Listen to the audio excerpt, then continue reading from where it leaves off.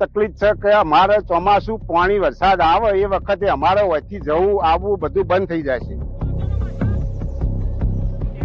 બીક લાગે એટલે રસ્તામાં બહુ વિકટ પરિસ્થિતિ છે અને ગામ લોકોને પણ બહુ જ તકલીફ પડે છે।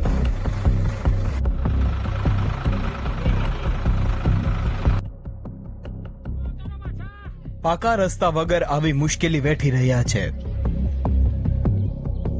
મહેસાણાના એઠોર ગામના વીજળિયાપરા વિસ્તારના લોકો।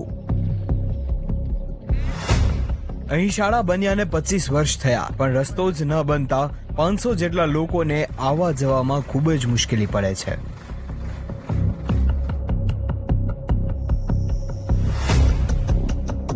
સાહેબ અમારે પહેલા તો જવા માટે તકલીફ પડે, ગામમાં એકલા જવું છે રીતના, કોઈ વસ્તુની જરૂર હોય તો અમારે કેવી રીતના લાવવી? દવાખાનામાં ટ્રેક્ટર હોય તો બરોબર, નકર ખડુલ્યું કરીને લઈ જઈએ, રસ્તામાં ડિલિવરી 4-5 થયેલી છે। અહીં કાચા રસ્તાની હાલત પણ આટલી જ ખરાબ છે કે ચાલીને પણ જઈ ના શકાય, એટલે દિવ્ય ભાસ્કરની ટીમ ટ્રેક્ટરમાં સવાર થઈને અહીં પહોંચી।